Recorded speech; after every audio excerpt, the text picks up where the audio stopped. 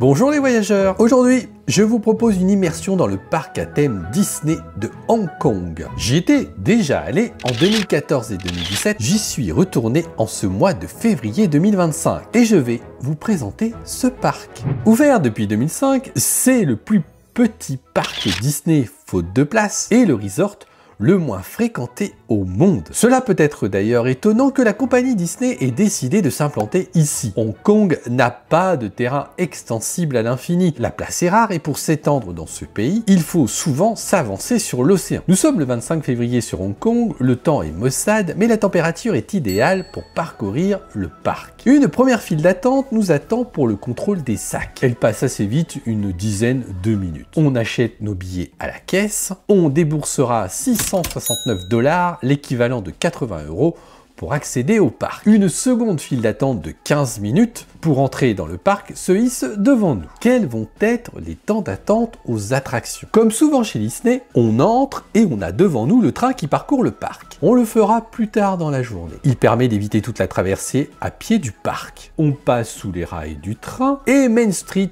s'ouvre devant nous avec le château au bout de la rue. Le château a d'ailleurs été refait depuis l'ouverture du parc en 2005. On se dépêche pour se ruer vers les attractions avant que le parc ne se remplisse. Première bonne surprise en arrivant dans l'univers Marvel, aucune attente à l'attraction Ant-Man. Par contre, nous sommes étonnés de voir qu'en fait, c'est juste un relifting de l'ancien manège Buzz l'éclair. Rien d'extraordinaire du coup. Juste à côté, on file faire l'attraction Iron Man.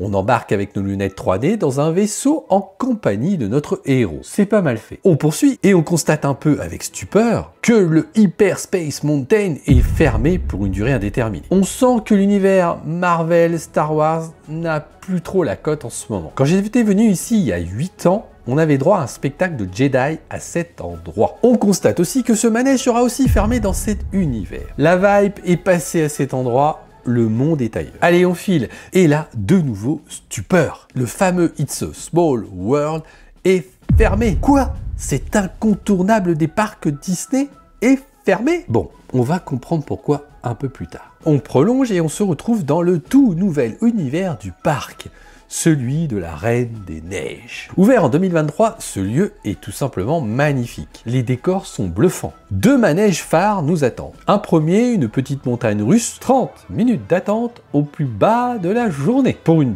petite minute de circuit. Autant dire, pas terrible. L'autre attraction, on a une petite quarantaine de minutes d'attente pour un bateau qui ressemble étrangement au It's a Small World. Plutôt sympa, mais je comprends mieux pourquoi. Le fameux manège historique de Disney est fermé. C'est quasiment ici, avec l'univers de la Reine des Neiges, la même attraction. Seul l'univers est différent. Vous avez aussi un espace Toy Story avec 3 attractions phares.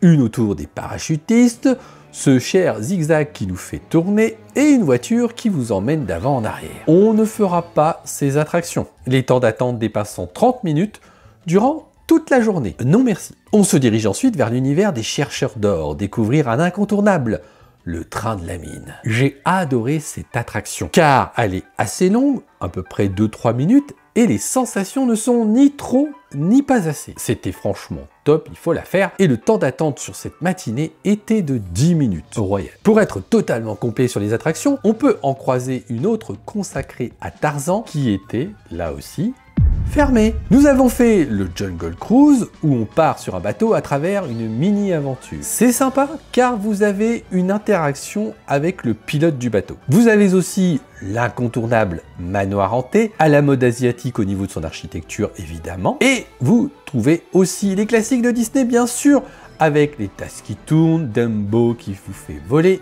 et un carrousel géant. Après toutes ces sensations fortes, il faut bien manger un peu. On peut trouver des stands de street food et plusieurs restaurants un peu partout dans le parc. Nous sommes à Hong Kong, on peut évidemment manger asiatique, mais bon, on se la joue sécure en prenant des bonnes vieilles pâtes pas terribles au banquet du parc. Ah, précision importante. Acheter le plat a été d'une belle efficacité. Le problème, c'est de trouver derrière de la place pour s'asseoir afin de manger. 10 minutes à tourner avant qu'une femme de ménage prenne pitié de nous et vire une bande de filles qui étaient là depuis bien trop longtemps. On repart maintenant pour un petit tour d'horizon des spectacles. Vous en avez plusieurs, et pour notre part, on a choisi celui qui faisait la part belle aux chansons Disney. Beau spectacle avec la particularité que les dialogues étaient en chinois alors que les chansons étaient bien en anglais. On a aussi assisté à une partie du show sur Vaiana. Hélas, il rencontre trop de succès, impossible d'avoir une place pour assister correctement à ce petit spectacle. Les Chinois sont très friands de prendre une photo avec les personnages Disney. Et je trouve que ce parc Disney de Hong Kong met beaucoup de personnages à disposition du public. Cela est un excellent point pour ceux qui adorent rencontrer leurs personnages fétiches. Pour être totalement complet, vous avez évidemment une parade en fin de journée. Je n'y ai pas assisté car le décalage horaire était encore trop présent, trop de fatigue pour pouvoir rester jusqu'à la fermeture du parc. Et maintenant, petite question, faire ce parc en une journée, est-ce possible? Oui, certainement, mais alors il va falloir être méthodique et ne pas perdre une seconde. Comme je vous l'ai dit en introduction, j'étais déjà allé dans ce parc à la même période il y a 8 et 11 ans. J'ai senti là une plus grande fréquentation et donc des temps d'attente parfois un peu longs sur certaines attractions phares. Mais on voit quand même qu'on a un parc qui est bien calibré par rapport à sa fréquentation, car, c'est à noter, pas besoin de prendre le billet premium pour couper les files d'attente. Petite déception par contre, par rapport au nombre que je trouve important